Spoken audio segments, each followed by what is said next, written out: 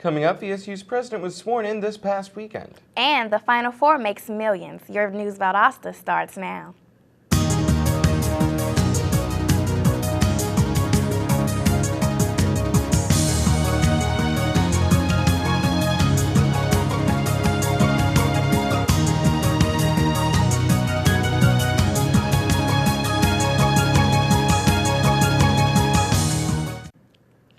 Welcome to News Valdosta. I'm Joanne Ewell. And I'm Benjamin Skender.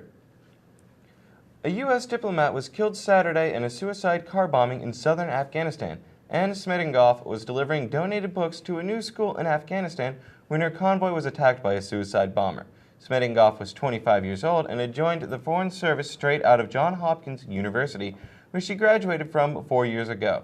She is the first U.S. diplomat to be killed since Benghazi, Libya.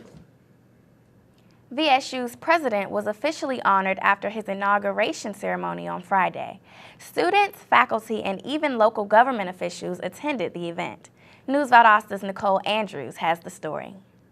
After a week of events for the inauguration, the investiture ceremony ended the week. The investiture ceremony honored the 9th president of Valdosta State University, Dr. William J. McKinney. As Dr. LaPlante was walking through saying, okay, will all students please rise, and seeing all the students stand up and thinking, oh my gosh, all these students came out for this. That's humbling. The event included a keynote address from Dr. George Mahaffey. There were also an array of speakers, which included Valdosta State alum Senator Tim Golden and Mayor John Gale, as well as President McKinney himself. The event concluded with a reception for all who attended. Now that the investiture ceremony is over, VSU can now refer to Dr. McKinney as president. With News Valdosta, I'm Nicole Andrews. The city of Valdosta is receiving funds from a local maintenance and improvement grant to repave streets. Curb, gutter, and base repair, as well as fixing already laid asphalt, will be the target of the construction. Work will begin today, and streets are expected to be closed while the sun is up, but will open by the end of each working day. Also, there will be a few traffic islands put in at various places. West Hill Avenue is one of the main roads that is to be worked on. Motorists are urged to drive with caution in the areas of construction. The Final Four is down to 2. The Michigan Wolverines and the Louisville Cardinals will compete tonight in the NCAA National Championship game. The Final Four is projected to bring in $70 million in revenue for the city of Atlanta. Former British Prime Minister Margaret Thatcher has died. The first woman Prime Minister, known as the Iron Lady for her strict conservative views, has died at age 87 after suffering a stroke. Thatcher was awarded the U.S. Medal of Freedom by former President George W. Bush. She served as Prime Minister from 1975 to 1990, during which she fought powerful British unions. Coming up, controversy over the morning after pill and a reception held in the late Provost Phil Gunter's honor. Stay with us. Get your ass out. You're not in here. Yes, I am. Move. Give it to him hard. No. Every day, kids witness bullying. Why you stab me with it? No. They want to help, Ow. but don't know how. Oh, Teach your kids how to be more than a bystander. Visit stopbullying.gov.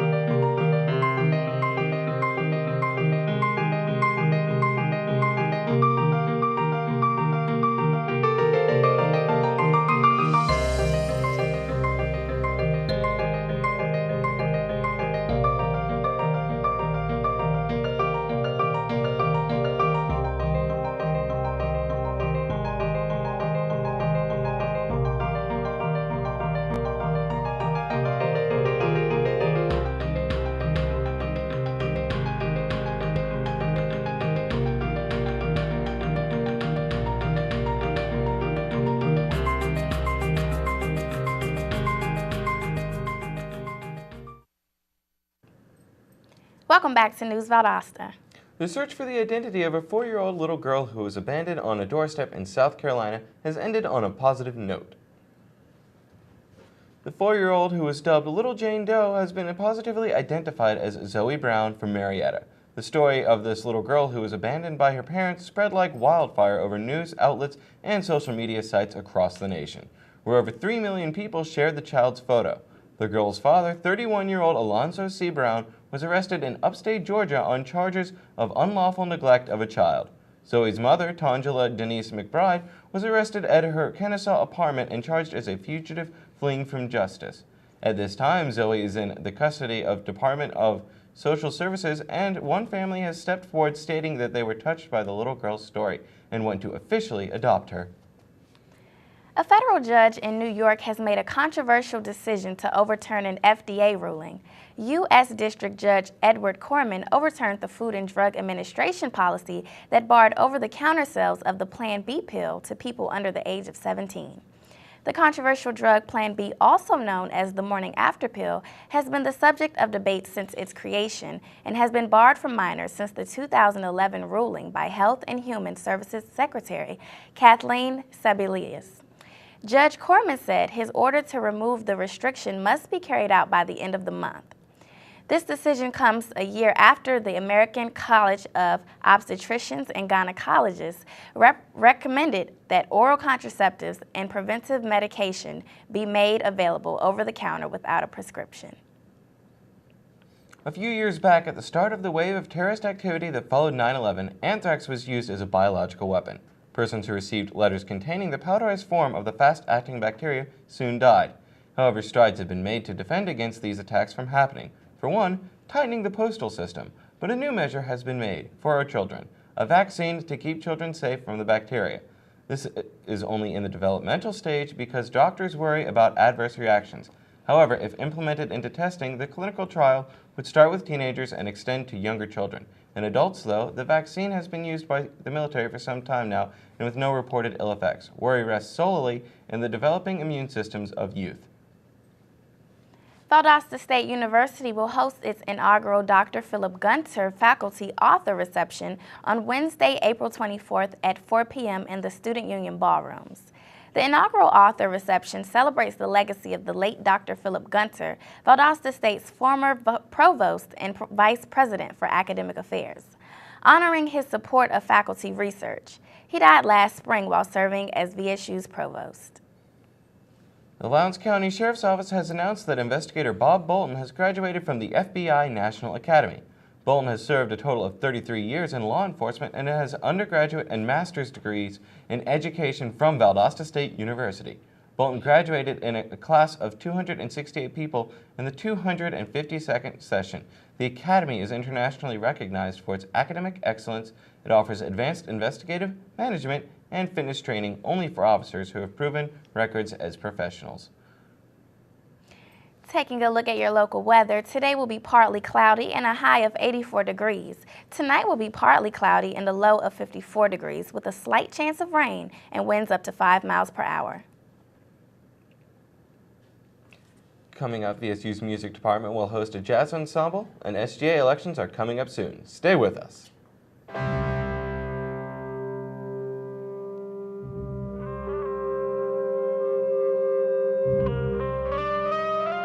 7,000 high school students drop out every school day. That's a line of desks more than 4 miles long. We can keep students in school. Visit boostup.org and take the first step.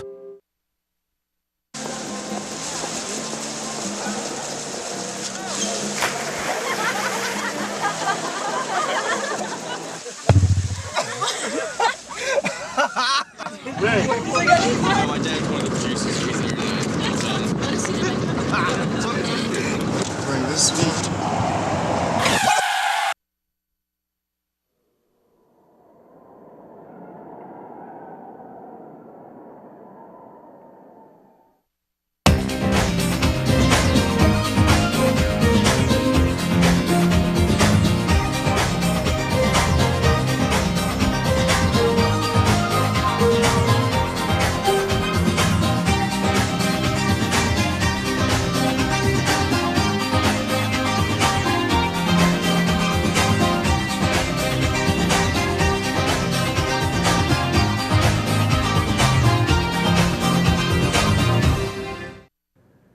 Welcome back to News Valdosta. I'm Benjamin Skender. And I'm Joanne Ewell. The music department has been bringing different artists to the school to perform for the students all semester.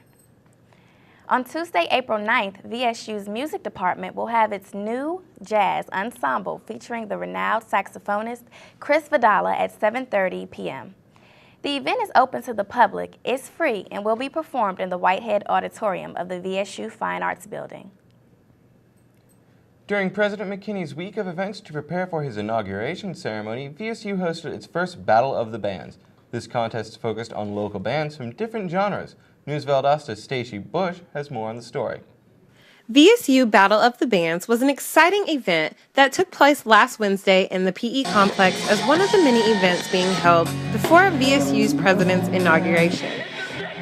For me, when I was 4 years in college, for all 4 years I was in college, I played in a band. I was a drummer, I loved playing, so I'm looking forward to seeing the best college bands we have here at VSU. VSU students show off their musical talents to their peers and to local residents in Valdosta. 4 groups performed in front of judges, 4 different genres of music, with each performance lasting 15 minutes long. It was great competition. We had a variety of genre of music from the neo-soul to hard rock, and I just thought everybody had great talent tonight. And what we were looking for is those who are original, who had great interaction with the audience and really had a fun time on stage. After all the performances happened, it was the neo-soul group Common Mind that took home the grand prize of $400.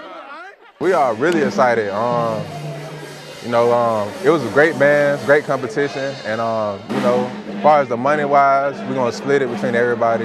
There you have it, the 2013 VSU Battle of the Bands. All the teams did great, but now it's my turn.